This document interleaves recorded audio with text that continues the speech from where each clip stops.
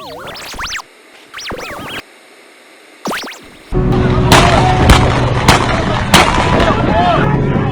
have to realize that in this job, not everyone survives.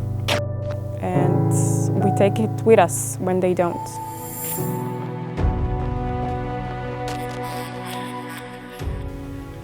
People were screaming and shouting, and there was chaos all around.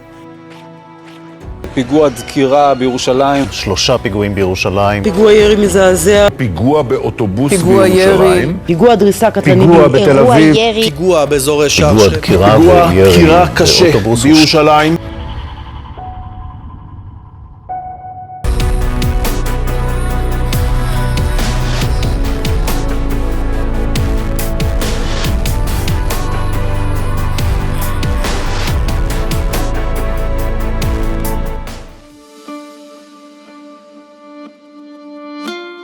כמו פיגוע באוטובוס בירושלים.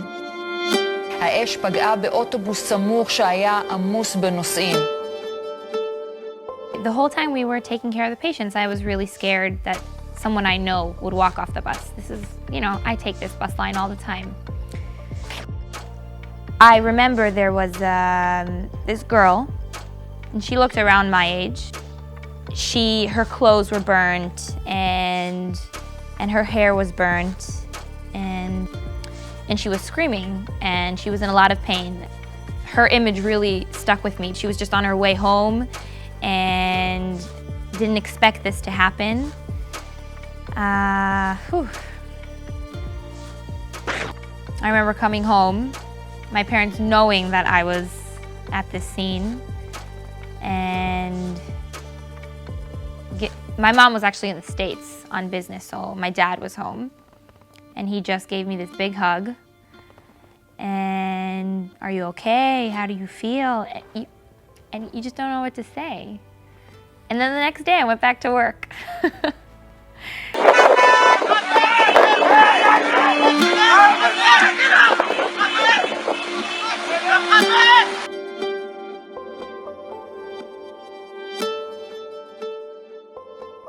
It was just total chaos. I've been to a lot of events, but nothing was like this because the attack was spread out over so much distance and everything was really just happening. No one knew where to go or where to even start.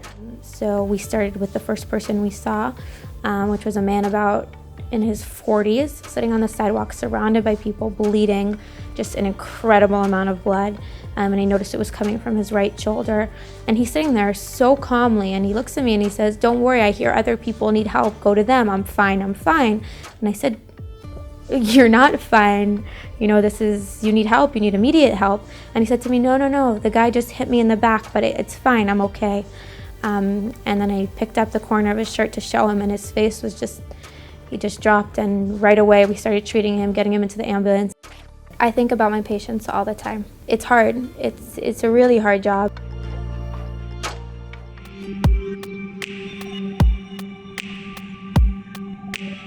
גבר יהודי כבן 40 נדקר בידי צעיר ערבי בן 20.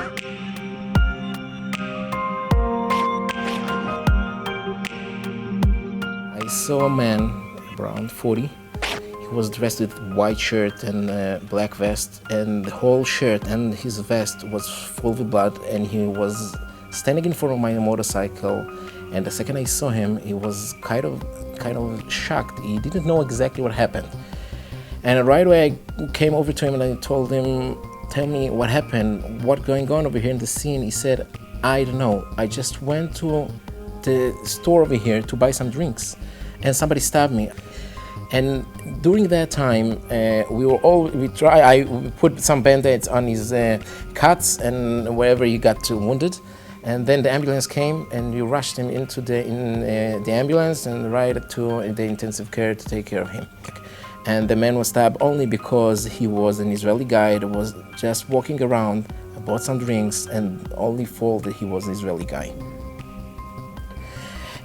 The ironic thing was that the second that the man was rushed to the hospital, and I took all my equipment and I put it into the bag in the back of my motorcycle, I saw the sticker over there, and the sticker over there says that this motorcycle was donated in people of Belgium, the memory of the people who killed at the Jewish Museum in Brussels. At that time, at that second, I felt that you see over here the ability of people to get around the world against the terror. You see people in Europe donated a motorcycle in memory of people who killed in a terror attack, and with that motorcycle, just now I saved life of somebody who just was attacked with a terror attack in Petah Tikva in Israel.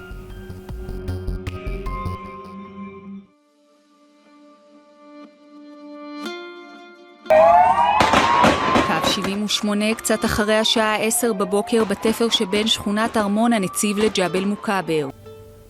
I find myself waking up in the middle of the night after coming to bed, after I kissed all my children, and realizing how much it affects me.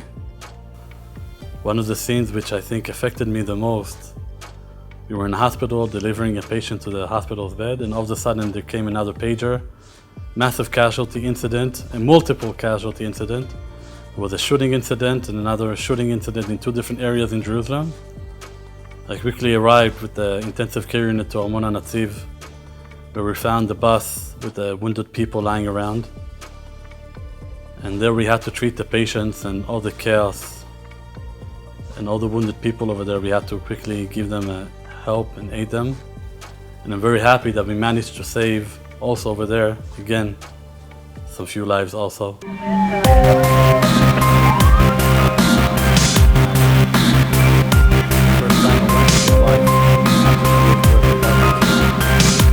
I always say that this job is the best one and the worst one, because when you're saving a life, it's the best thing ever, and there is nothing in the world that can replace that feeling. But sometimes you can't save everyone, and the people you didn't save, they walk around with you for a long time. ההרגשה של הצלת חיים היא סיפוק רב, היא דבר שנותן לי את היכולת לקום מחדש לבוקר נוסף. It is the most gratifying job, I think, out there. The opportunity of being able to help people and saving lives in Magen Adom, this is why I'm here, this is why I'm a paramedic. I will finish a day on the ambulance so happy and so fulfilled that I helped someone, that I did one little thing to make someone else's life a little bit better. There is a tremendous amount of satisfaction in Magen Adom, and I feel so lucky to be a part of it.